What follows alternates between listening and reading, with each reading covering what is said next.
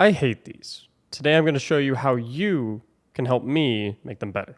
If you're anything like me, on February 22nd, you launched Destiny 2 The Witch Queen, and immediately jumped into the campaign to play through the new story and level up.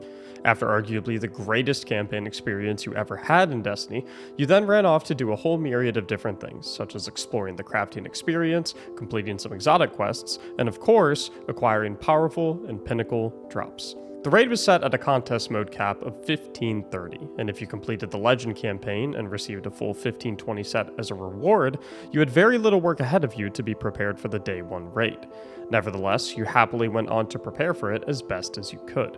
You then gave the Vow of the Disciple raid your best shot with your trusted fireteam members, and emerged victorious at some point or another.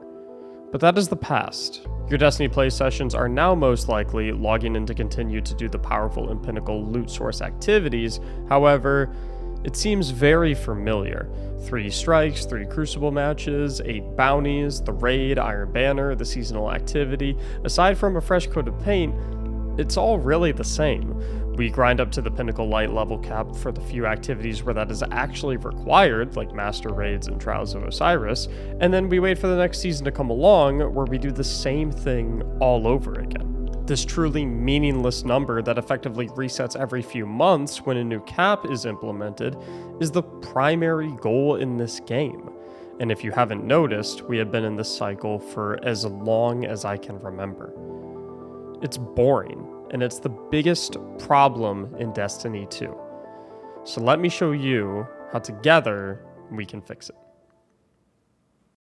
In MMO-style games like World of Warcraft, Lost Ark, and Final Fantasy, your level is the single most important number when it comes to determining what content you can and can't partake in. It determines how much damage you deal, how much damage you receive, what level of mobs you can fight, and even sometimes what activities you are even allowed to walk into. In these style of games, where the progression system determines your power, there is a hard cap of how high you can go that is updated every couple of years or so. As such, the highest level content will be designed around the highest level a player can be, with level requirements scaling down proportionally to that of activity difficulty. On the flip side of the coin, these progression systems even exist in games where they don't have any impact on the gameplay itself, like League of Legends, Overwatch, and Apex Legends. Rather than providing tangible benefits for leveling up, progression systems in these games typically result in cosmetic rewards, like new profile icons, emblems, or character and weapon skins. In these games, the progression systems have absurdly high caps, sometimes even allowing a player to progress infinitely. Due to the progression systems having no actual impact on the gameplay, leveling up infinitely doesn't allow you to completely overscale the content and break the game. But when you have a game like Destiny 2 that tries to have it both ways, you start to run into problems. To understand how we got here, we need to understand the history of light levels in Destiny. Destiny used to go the traditional MMO route with their light level system. Any specific activity would have a light level tied to it, where all enemies in that activity were that light level. The relationship between your light level and theirs would determine how much damage you deal to and receive from the enemies in an activity. For example, if an enemy was light level 100, a light level 130 Guardian would deal more and receive less damage than a light level 110 Guardian.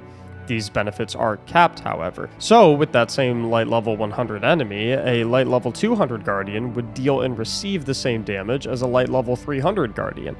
In the inception of the game, this wasn't an issue and was the cornerstone for determining if you could partake in a specific activity or not. Take the King's Fall raid from Destiny 1 for example, with 300 light level enemies scaling up to 320 light level by the final encounter. If a Guardian was light level 250 or lower, they would not be able to do the activity full stop, strictly due to the fact that the enemies would be immune due to the light level discrepancy. So the idea was that you would go out into the world and do whatever activities would get your light level up. Generally, activities would have enemies of scaling light levels based on their difficulty. So something considered to be very easy like a strike would have light level enemies of something around 250, where an activity that was really challenging like the King's Fall raid would be 320. So the idea was that you would go out into the world and do whatever activities would get your light level up, and as you climbed in light level, the new activities that you would gain access to climbed in difficulty. So if this worked fine, what is the problem that we are having today? Well, on October 1st, 2019, a new item released into the game unlike anything that we had ever seen before that would change the Destiny leveling landscape forever. With the release of Shadowkeep, the Eye of the Gatelord made its debut into Destiny 2 as the very first seasonal artifact, a temporary item that grants seasonal mods that all disappear along with the artifact itself with the change of the season. But as anyone who plays Destiny knows, this artifact allowed you to increase your light level with XP, with each light level increase requiring exponentially more XP than the previous one. The problem here is that this had no cap, meaning you could theoretically increase your light level infinitely, and people went absolutely crazy with this, with some players going as high as 50 light levels over the base gear cap in a given season. This created some unforeseen consequences where light level was now instead an indicator of how much XP you had gained, primarily through bounties, instead of what difficulty of activities you had completed. This would allow players to effectively defeat challenging content by out-leveling it with bounties grinding instead of by working their way up the echelons of differently tiered light level activities. On top of this, throughout the life cycle of Destiny, the ways to achieve maximum base light level have been equalized. Back in the Taken King, for example, the only way to hit the maximum light level was to do the raid. No ifs, ands, or buts about it. But nowadays, doing 3 strikes grants a light level reward that can scale just as high as the rewards from the raid. Now, is it a bad thing that players can choose to play the way they want to reach that end goal? Of course not. More accessibility is generally a good thing rather than a bad one. But in the same vein, the base light level cap for Season 15 was 1330. In Season 16, the light level floor, meaning the lowest possible light level a piece of gear can possibly be, was updated to 1350, 20 light levels over the previous season's cap, which means that any light levels you had obtained in previous seasons quite literally meant nothing moving forward. Why would Bungie do this? For new and returning players. No one in their right mind would want to grind out blue drops to get from 1100, the previous light level floor, all the way up to 1500 plus. You want the game to be accessible for new and returning players, but is this the best way to do it? Is minimizing the achievement of light level by having the endgame PvE activity giving the same power drops as doing 3 playlist strikes worth it? I don't think you would see anyone complaining about the light levels of the raid enemies being lowered to allow more players to participate in the activity, as long as the combat difficulty remained the same. I also don't think you would find anyone that would say that finding ways to encourage new and returning players to get involved in Destiny is a bad thing either. But when you sacrifice the meaning of the primary goal in the game to achieve this effect, what are we really playing for? Your light level used to be an indicator of what caliber of activities you could triumph, but it has now devolved into a meaningless and truly arbitrary number that shows how much time you spend on the game, and quite frankly, how often you remember to pick up your bounties from the tower. So, how do we fix it? We could implement the contest mode modifier onto more activities to keep the combat difficulty to be a more curated experience versus something that you can out-level so hard that you can just beat it with your eyes closed. But at that rate, light level matters even less, because if Bungie is just going to lock us at a certain level for everything, why even have the light level there? Let me explain.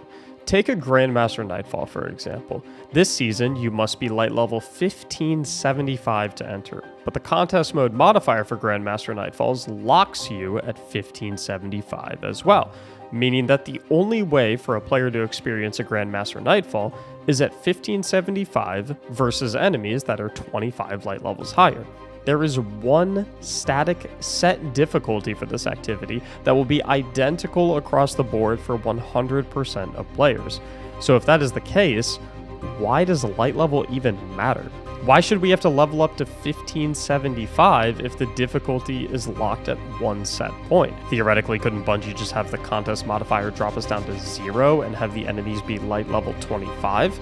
The activity would feel and play the exact same way, which is proof enough that in things like these, light level is absolutely 100% meaningless from a combat perspective.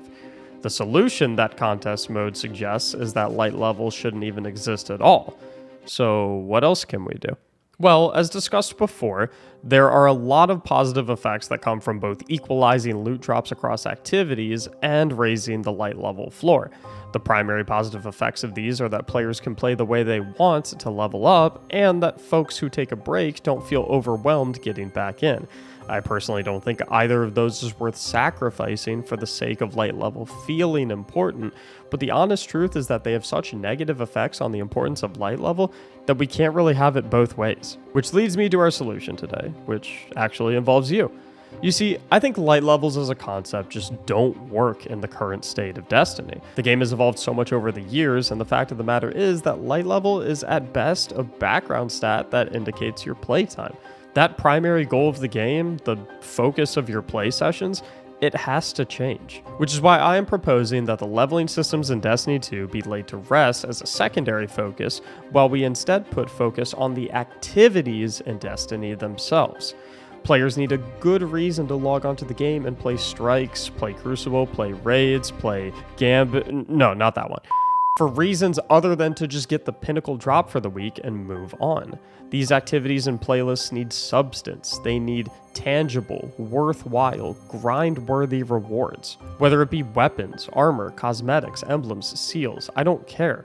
The direction of the game needs to shift away from being focused on getting a light level 1560 class item and instead be focused on running loads of strikes to unlock a new origin trait for Vanguard weapons.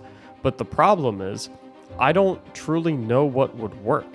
We need to answer some big questions to figure that out, and I'm asking for your help on this one. Players need something to strive for, a damn good reason to log onto this game whenever they can, and strive towards something that won't be reset in 3 months. So, I have some questions for you, and I'm kindly asking for your honest, well thought out takes. You can leave your answers to these questions in the comment section under this video, in my Discord server linked in the description, or come to my live stream at twitch.tv/Mactics and have a conversation with me and the rest of my community there about what you think could save Destiny 2. And the reason I'm asking this is because, well, believe it or not, Bungie genuinely listens to player feedback like this.